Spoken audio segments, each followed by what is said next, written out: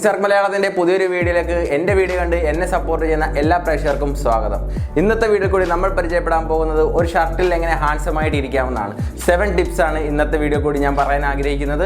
വീഡിയോയിലേക്ക് പോകാം. വീഡിയോയിലേക്ക് പോകുന്നതിന് മുമ്പ് എൻ്റെ ചാനൽ നിങ്ങൾ ആദ്യമായിട്ടാണ് കാണുന്നത്, താഴെ കാണുന്ന സബ്സ്ക്രൈബ് ബട്ടണും കൂടെയുള്ള ബെൽ ഐക്കൺ കൂടി ക്ലിക്ക് ചെയ്യും. Buy basic colour first.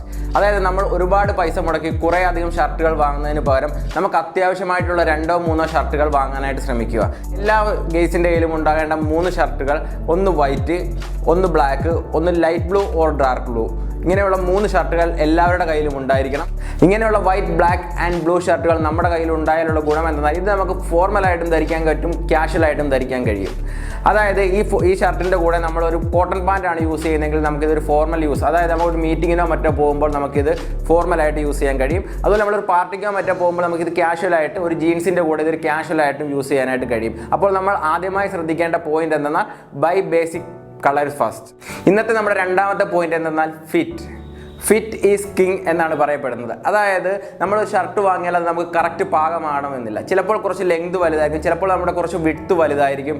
അങ്ങനെ കുറേ അധികം പ്രശ്നങ്ങൾ ആ ഷർട്ടിന് കാണും. അപ്പോൾ നമ്മൾ എന്ത് ചെയ്യണമെന്ന് വെച്ചാൽ നമ്മൾ ഒരു 800-1000 രൂപ കൊടുത്താകും ഒരു ഷർട്ട് വാങ്ങുന്നത്. അപ്പോൾ ജസ്റ്റ് ഒരു 10-50 രൂപ കൂടി കൊടുത്ത് ഒരു ടൈലറിൻ്റെ അടുത്ത് കൊണ്ട് സ്റ്റിച്ച് ചെയ്ത് നമുക്ക് പാകമായിട്ടുള്ള രീതിയിൽ ആ ഷർട്ട് ധരിക്കാനായിട്ട് ശ്രദ്ധിക്കുക. അപ്പോൾ ഇന്നത്തെ രണ്ടാമത്തെ പോയിന്റാണ് ഫിറ്റ് ഈസ് കിങ്. ഇന്നത്തെ നമ്മുടെ മൂന്നാമത്തെ പോയിന്റ് എന്തെന്നാൽ അയൺ ദ ഷർട്ട്. അതായത് നാളെ നമുക്കൊരു പ്രോഗ്രാമിന്, നാളെ ഒരു ഫംഗ്ഷനോ മീറ്റിങ്ങിനോ പോകണമെന്നുണ്ടെങ്കിൽ നമ്മൾ ഇന്ന് തന്നെ അതിനുവേണ്ടി പ്രിപ്പയർ ആകാനായിട്ട് ശ്രമിക്കുക.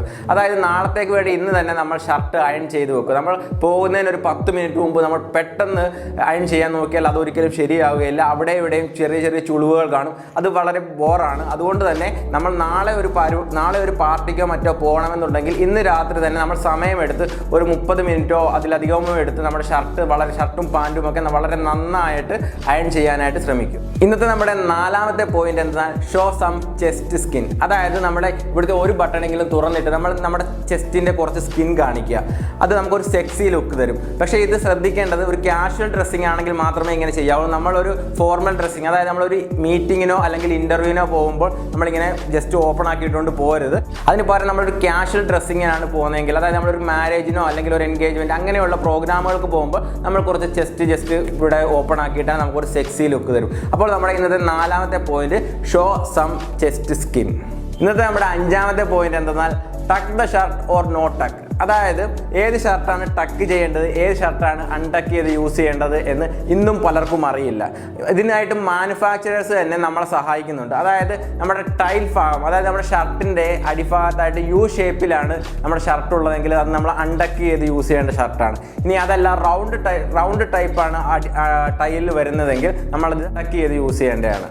അപ്പോൾ നമ്മൾ അഞ്ചാമതായിട്ട് ശ്രദ്ധിക്കേണ്ടത് ഏത് ഷർട്ടാണ് ടക്ക് ചെയ്യേണ്ടത്, ഏത് ഷർട്ടാണ് അൺടക്ക് ചെയ്ത് യൂസ് ചെയ്യേണ്ടത് എന്നതാണ്. ഇന്നത്തെ നമ്മുടെ ആറാമത്തെ പോയിന്റ് എന്നാൽ അണ്ടർസ്റ്റാൻഡ് ദ പാറ്റേൺ ഇല്യൂഷൻ. അതായത് നമ്മൾ പിൻ സ്ട്രൈപ്പ് ഷർട്ടുകൾ യൂസ് ചെയ്യുമ്പോൾ ഈ കാണുന്നതാണ് പിൻ സ്ട്രൈപ്പ് ഷർട്ടുകൾ. ഇത് തന്നെ 2 തരത്തിൽ അവൈലബിൾ ആണ്. ഹൊറിസോണ്ടലും ഉണ്ട്, വെർട്ടിക്കലും ഉണ്ട്.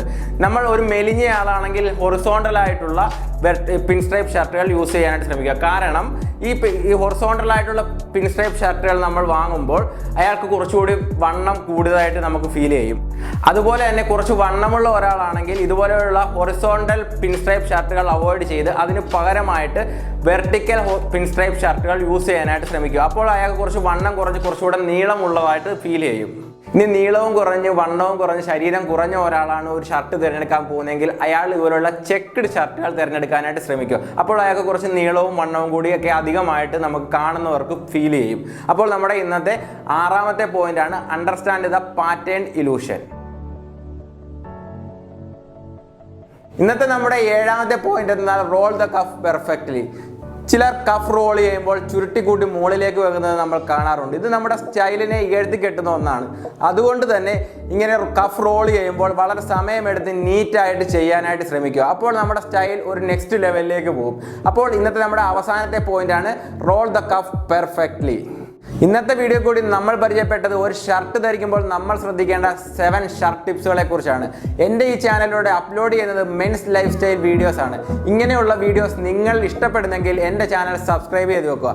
അപ്പോൾ നമുക്ക് മറ്റൊരു വീഡിയോയുമായി വീണ്ടും കാണാം. അതുവരെ